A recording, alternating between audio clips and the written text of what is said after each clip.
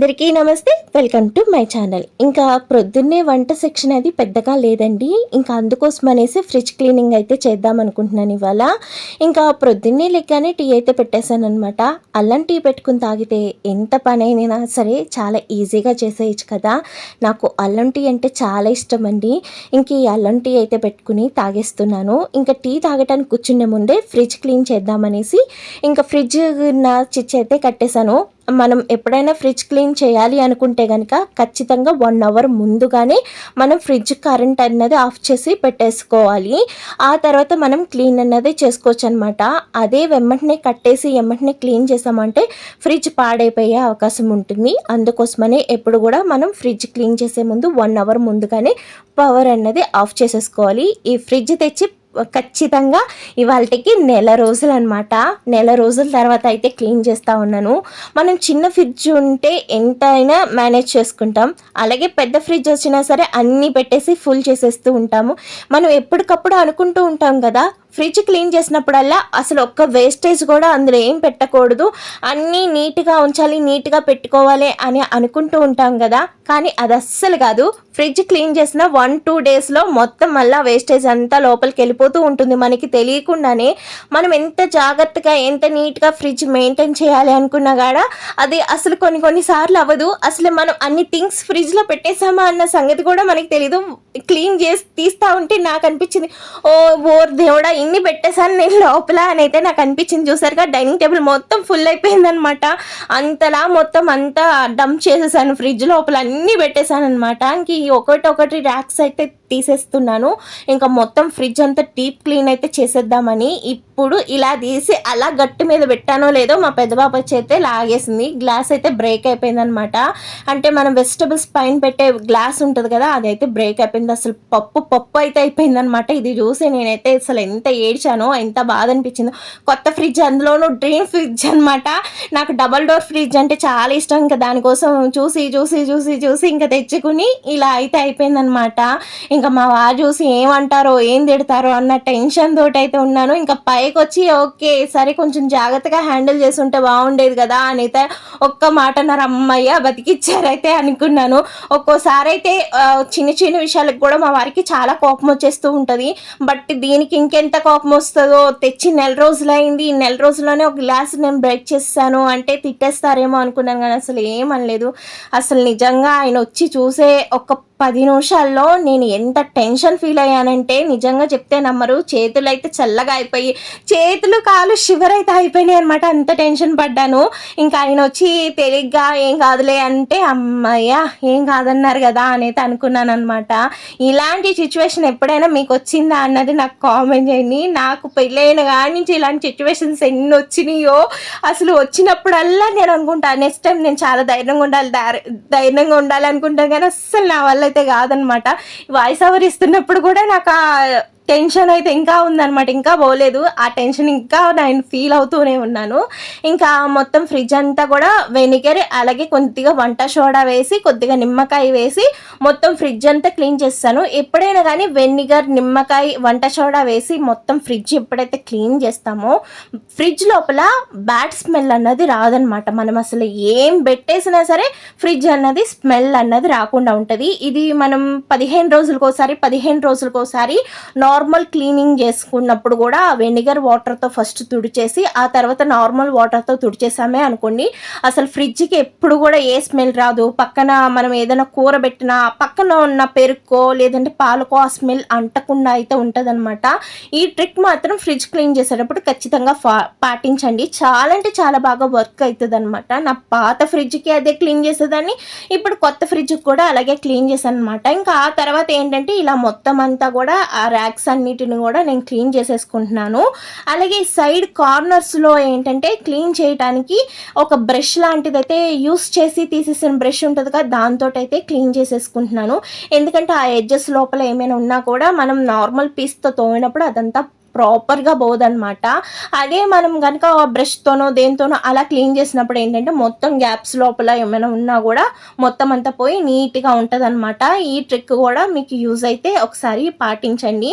And ఇలా అయితే మొత్తం అంతా కూడా క్లీన్ చేసేసుకుంటున్నాను. నిజంగా ఇవి క్లీన్ చేస్తున్నప్పుడు కూడా నాకు చేతులు అయితే వణుకుని ఏది ఎలా పెడితే ఎలా పగిలిపోతుందో ఏమో, అసలు చాలా అంటే చాలా డెలికేటెడ్గా ఉన్నాయండి. నా పాత ఫ్రిడ్జ్ అయితే ఎంత స్ట్రాంగ్ ఉంటుందో, ఇది ఏంటో జస్ట్ అలా పెట్టగానే డమ్ అనేది పగిలిపోయింది అనమాట.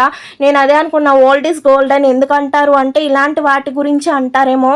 అసలు దీనికైతే ఇది ఉన్నంత అల్పంగా ఇంకా వేరే ఏది ఉండదేమో అనిపించింది. కాస్ట్ తీసుకుంటున్నారు అండ్ వచ్చే క్వాలిటీ కూడా చాలా అంటే చాలా తగ్గిపోతుంది అనమాట. నాకైతే ఇవన్నీ తోముతున్నప్పుడు క్లీన్ చేస్తున్నప్పుడు అయితే ఎంత టెన్షన్ పడ్డానో.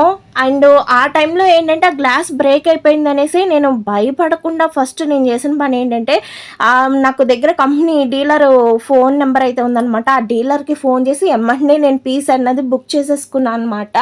మనం ఎప్పుడైనా కానీ ఏదైనా అయినప్పుడు కంగారు పడిపోయి ఇంకా ఆలోచించకుండా అక్కడే ఆగిపోకుండా నెక్స్ట్ ఏంటి అన్నది మనం ఆలోచించుకున్నాము అంటే ఒకవేళ మనకి ఏదైనా డ్యామేజ్ అయినా సరే దాన్ని రీప్లేస్ ఎలా చేసుకోవాలి అన్నది కూడా మనం కొంచెం ఆలోచించే థింక్ అన్నది ఉండాలన్నమాట. నేను అందుకోసం అనేసి ఇంకా గ్లాస్ బ్రేక్ అయింది కదా, ఒక 10 నిమిషాలు ఆగాను. ఏం చేయాలి ఇప్పుడు నేను అనేసి ఆలోచించి ఇంకా డీలర్ నెంబర్ ఉంటే డీలర్కి ఫోన్ చేసి ఇలా గ్లాస్ అన్నది బ్రేక్ అయిపోయిందంటే ఏమైనా వారంటీ ఉంటుందా అంటే అలా గ్లాస్ ఏమైనా బ్రేక్ అయితే కనుక వారంటీ అన్నది ఏమి ఉండదు అని అయితే వారు చెప్పారనమాట. ఇంక సర్లే అయితే అనేసి ఇంక మళ్ళీ నేను పే చేస్తాను, నాకు గ్లాస్ బుక్ చేయండి అనేసి అని బుక్ చేశాను అనమాట. అండ్ 1200 అనేసి అని అన్నారు. సరే ఒప్పుకున్న పెళ్ళికి వాయించక తప్పదు కదా, ఇంకా నా చేతిలో పోయింది కాబట్టి ఇంకా నేను పెట్టుకోవాల్సిందే. ఇంకా వారంటీ మీరు ఫ్రిడ్జ్ తీసుకునేటప్పుడు కూడా ఇవన్నీ కూడా మీరు కనుక్కోండి. ఒకవేళ ఏమైనా గ్లాస్ బ్రేక్ అయినా ఏదైనా అయినా మాకు ఏమైనా వారంటీ వస్తుందా లేదా అన్నది తెలుసుకోండి. అలాగే ఏంటంటే మనం ఫ్రిడ్జ్ కొనుక్కునేటప్పుడు ఫ్రిడ్జ్కి కూడా మనకి ఎల్ఐసి ఉంటుంది అనమాట. అంటే దానికి కూడా మనం ఎల్ఐసి తీసుకుని ఏదైనా ఒక 2000 అలా ఉంటుంది, దానికి ఎల్ఐసి తీసుకున్నామే అనుకోండి, మనకి ఏమైనా ఫ్రిడ్జ్లో ఏమైనా డ్యామేజ్ అయినా ఇలా గ్లాస్ బ్రేక్ అయినా డోర్కి ఏమైనా గీతలు పడ్డా కూడా అది రీప్లేస్ అన్నది మనకు అవుతుంది అనమాట. మనం అప్పుడు ఏం మనీ పే చేయాల్సిన అవసరం లేదు. మేము ఏంటంటే అంత వారంటీ అది ఏం అవసరం లేదు, దానికి ఎల్ఐసి తీసుకోవాల్సిన అవసరం లేదని అయితే స్కిప్ చేస్తాం. మీరైతే తీసుకోవాలి అనుకుంటున్నప్పుడు మాత్రం ఎల్ఐసి తీసుకోండి. ఇంకా ఫ్రిడ్జ్ని అయితే మొత్తం ఇలా డీప్ క్లీన్ అయితే చేసేసుకుని ఎక్కడ సదిరేసుకున్నాను. ఫ్రిడ్జ్ అయితే చూస్తానికి చిలకలాగా ఉంది, మెరిసిపోతుంది అనమాట. మెరిసిపోతేమో కానీ గ్లాస్ అయితే పగిలిపోయిందండి. చాలా అంటే చాలా బాధపడ్డా కూడా ఇంకా పోయిన వస్తువు అయితే రాదు. దానికి సొల్యూషన్ ఏంటి అన్నది అయితే చూసుకున్నాను అనమాట. ఇంక ఇలా మొత్తం అంతా బయట పక్క కూడా నేనైతే క్లీన్ చేసేసేద్దామా అని అయితే అనుకున్నాను. ఇంకా పిల్లలు ఉన్నారుగా మొత్తం దాని నిండా గీతలు అయితే పెట్టేశారు. దీనికైతే ఒక స్టిక్కర్ లాగా వచ్చిందనమాట. నేనైతే ఆ స్టిక్కర్ తీయలేదు. మీరు కూడా ఇంట్లో చిన్న పిల్లలు ఉన్నారు అంటే కనుక స్టిక్కర్ అయితే తీయకండి, ఆ స్టిక్కర్ అలాగే ఉంచేసేయండి. మనకి ఎప్పుడైతే స్టిక్కర్ ఉంటుందో కొన్ని రోజులు ఫ్రిడ్జ్ అన్నది కొత్తగా తలతల్లాడుతూ ఉంటుంది. అదే చిన్నపిల్లలు ఉన్న ఇంట్లో స్టిక్కర్స్ పీకేసాము అంటే ఇంకా అది 2 రోజుల్లో గీతలు పెట్టేసి ఇంకా పాతదిలాగానే చేస్తారు. కాబట్టి నేనైతే స్టిక్కర్ తీలా. మీరు కూడా అలా మెయింటైన్ చేస్తే మనకి ఎక్కువ రోజులు కొత్తగా ఉంటుంది. అలాగే ఇలా డైనింగ్ టేబుల్ మీద కూడా నీట్గా అయితే చేసేసుకున్నాను. ఇంక ఇప్పుడైతే పప్పు అయితే వండుతున్నానండి. పప్పు టమాటా అయితే వండుతున్నాను అనమాట. అండ్ ఇది క్లీన్ చేశాక ఇంకా మా ఆడబిడ్డ వాళ్ళు వచ్చారనమాట. ఇంకా వంట లేదు అనుకున్నాను, ఇంకా వంట అయితే చేయాల్సి వచ్చింది. ఇంకా అందుకని ఈజీగా అయిపోతుంది కానీ అనేది నేను పప్పు అయితే పెట్టేశాను అనమాట. ఓ పక్క అయితే రైస్ పెట్టేశాను. రైస్ ఉడికిపోయింది. ఇంకా పప్పు ఇది పొయ్యి మీద పెట్టాను. అది ఉడికేలోపుగా ఏంటంటే నేను అంట్లు అయితే తోమేసుకున్నాను. అంట్లు తోమేసుకుని ఇంకా పప్పు అయితే చూసుకుంటే చక్కగా ఉడికిపోయింది అనమాట. ఇప్పుడైతే పప్పునైతే మెదిపేసుకుంటున్నాను. ఎవరైనా గెస్ట్లు సడన్గా వచ్చినప్పుడు మనకి ఇలాంటి ప్రాసెస్ ఇలాంటి కర్రీస్ చాలా తేలిగ్గా అయిపోతాయి కదా. ఇంక ఇప్పుడైతే పప్పునైతే పక్క పెట్టేసుకున్నా. ఇంకా పోపు కోసం అనేసి కొద్దిగా ఆయిల్ వేసి ఆయిల్ వేడెక్కాక ఒక 10 ఎల్లుల్లి రెబ్బలు, అలాగే పొట్టు మినపప్పు, జీలకర్ర, ఆవాలు, అలాగే ఎండుమిరపకాయలు వేసి అయితే పప్పు అయితే పోపు పెట్టేసుకుంటున్నాను. కొద్దిగా ఇంగ వేసుకున్నా, కరివేపాకు కూడా వేసుకున్నాను. మనం పప్పు టమాటా వండినప్పుడు వెల్లుల్లి రెబ్బలు ఎక్కువగా వేసుకుంటే పప్పు టేస్ట్ అనేది చాలా బాగుంటుంది. ఈసారి పోపు పెట్టేటప్పుడు ఒకసారి ట్రై చేయండి. చాలా అంటే చాలా బాగుంటుంది అనమాట, ఫ్లేవర్ అంతా మారి. ఇంక ఇప్పుడైతే రైస్ కూడా చూసుకున్నా, రైస్ అయితే ఉడికిపోయింది అనమాట. ఇంక అప్పడాలు అయితే వేపిస్తున్నాను. వచ్చిన వాళ్ళకి నార్మల్ భోజనం పెడితే బాగోదు కదా, ఇంకా అందుకని ఇంకా పప్పు అప్పడాలు ఇవన్నీ అయితే చేశాను. ఇంకా మా తోటి కోడలు ఏంటంటే ఇంకా తను టిఫిన్ అయితే చేస్తానన్నారు, భోజనం చేయను ఇవాళ అనేసి అని అయితే అన్నారనమాట. ఇంకా అందుకోసం అనేసి ఇంకా తనకైతే టిఫిన్ చేద్దాంలే అనేసి ఇంక ముందైతే మా మరిది గారి కోసం అనేసి ఇంక అప్పడాలు అవైతే ఏపేసుకుంటున్నాను. ఇలాగ అప్పడాలు పప్పు పెడితే అసలు ఎంత బాగుంటుందో, నాకు చాలా ఇష్టం అనమాట. ఎంత అన్నమైనా తినేస్తాను. పప్పు అంటే అంత ఇష్టం. మీకు నిజంగా పప్పు ఇష్టమా కాదా అన్నది కామెంట్ చేయండి. కొంతమంది పప్పు అస్సలు తినరు, నాకేంటో పప్పు అంటే పిచ్చి అనమాట. ఇంకా అసలు ఎంతలా తింటానంటే అంతలా తింటాను. డైలీ పప్పు వండి పెట్టినా తింటాను. ఇంకా తనకైతే టిఫిన్ అయితే ఇచ్చేసాను, భోజనం పెట్టేశాను. ఇంక ఇప్పుడైతే 3 గంటలకి జ్యూస్ అయితే చేస్తున్నాను. ద్రాక్ష పళ్ళలో కొద్దిగా పంచదార వేసి, పుదీనా వేసి, అలాగే నిమ్మకాయ రసం పిండి గ్రైండ్ చేసుకుని సర్వ్ చేసుకుంటమే. చాలా సింపుల్గా ఉంటుంది, టేస్ట్ అయితే చాలా బాగుంటుంది. ఒకసారి ట్రై చేయండి. ఇంక ఇక్కడితో వీడియో అయిపోయింది. ఈ వీడియో నచ్చితే లైక్ చేయండి, షేర్ చేయండి.